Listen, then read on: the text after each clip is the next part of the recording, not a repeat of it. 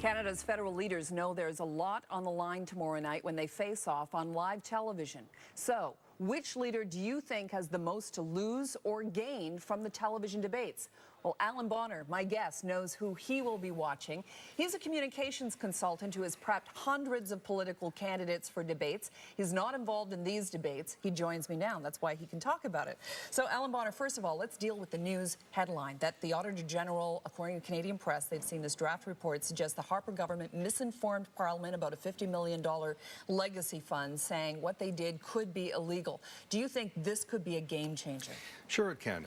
There's an expression in public affairs and communication, in order to be a good surfer, you have to have a good wave. So what's the wave you're going to surf on? What Ignatieff is going to try to do is say, not only is this improper, but then, as in pool, to continue metaphors, he's going to try to run the table and say, hey, what about misleading Parliament? What about contempt of Parliament? What about secrecy? What about being prickly? What about being, you know, all kinds of nefarious things? And see if he can lump that all together and get it to stick. If Harper's made out of Velcro, maybe it'll stick. That's what he's been doing so far. He's been trying to lump all these things together. This particular instance, you just watched, obviously you think Michael Ignatieff is the guy to watch in the debates tomorrow night, yeah? Okay, so you just watched Michael Ignatieff give his press conference in response to this. How did he do as a crisis management consultant in your professional opinion? Well, I'm not only reviewing him, but I'm reviewing his staff. I think he missed the boat a little bit. It isn't righteous indignation and being outraged and hyperbole. Look, people weren't sitting around Muskoka bars handing out contracts to their friends. They weren't spraying money around like drunken sailors. The fact that Michael Ignatieff thinks Sheila Fraser is a distinguished public servant is irrelevant. He's missed the core point. The core point is dozens of millions of dollars spent on things that are 100 kilometers away from the summit. Now, maybe there's an explanation, but to me, that's the smoking gun. It's not spending money, it's not hosting the G8, it's where it was spent, for what purpose, for what public benefit. He's got to focus. Okay. Now, when you watch the debate, do debates have that much impact on what the audience thinks when they go into the booth to vote? Well, you know, when the Regina Teachers Club was still open, I used to say, you know, if you watch it in the Regina Teachers Club, you are going to have a completely different experience than if you watch it in the Petroleum Club in Calgary or a Seafarers Union Hall in Halifax. You know, what your friends say and what milieu you're in is going to make a very big difference in how you view that debate. But debates are one-stop shopping. Nobody really focuses on the campaign unless there's some unbelievable issue until the debate. One-stop shopping. No new information, usually. No knockout punch, usually.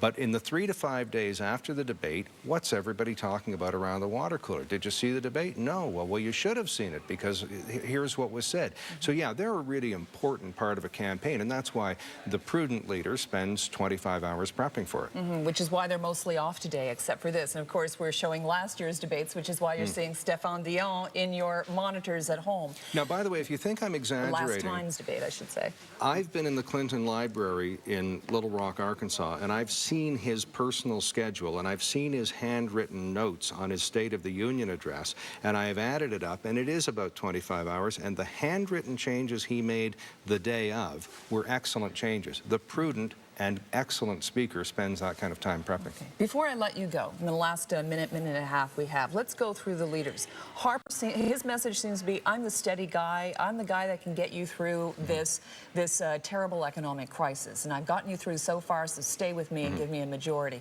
What's he got to do to keep on that message in the debates? Well, he's going to get off that message because Ignatieff is going to raise this latest issue, and he's going to have to give an explanation that is plausible and then say, but the real issue is as follows. Now, in truth, Harper isn't responsible for the banking regime and rules and regulations that we have in the country. He was simply the person at the helm when it happened. But he would say that, wouldn't he? Those are the cards that he has to play, and he has to try to stay on message. This is going to get him off a bit. Okay. Michael Ignatieff, is also facing his own set of controversies. Today, The Sun is running a big newspaper article saying he has voted or intended to vote in the American and British elections. He's confirmed he has voted in the British elections. Enough to get him off message? Well, tempest in a teapot, so has my son, because he lives in England and one is allowed to. My passport originally said a Canadian citizen is a British subject, but he's going to have to explain that. Ignatieff, we haven't seen the full range of. He is known as the thinking woman's crumpet in Britain. He is a well-respected and liked television performer, but I'm not seeing the skill here in Canada. If he can hit that note of a connection with the audience, this can be a big game changer for him, because we've seen the range of emotion from L to M from Stephen Harper. If we can see a broader range of emotion, good television performance, some serious policy, is he really smart? Is he a genius? Is he just smart? Who is Michael Ignatieff? This is a big opportunity for him. What's the opportunity for Jack Layton? Well, Jack Layton is as presented, enthused, sincere, occasionally flummoxed and perturbed over inequities that he sees in society, and all he's got to do is be Jack Layton, and he's going to continue to energize his base. Remember, people said he was going to look bad because he was sick. He looks great. If you didn't know he'd lost weight, you wouldn't know he'd lost weight. He's fine. Okay. Gilles Duceppe. Well, it's a wonder why he's in the English debate. If I were him, I'd run candidates north of the French River, maybe in Edmonton, maybe in Gravelbourg, Saskatchewan, and so on, and probably win some seats.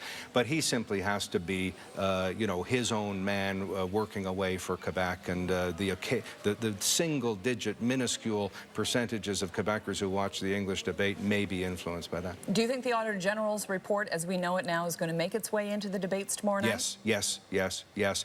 The opposition parties would be foolish not to raise that issue. It's been handed to them on a silver platter. All right. Allan Bonner, thank you so much. Cheers. Okay.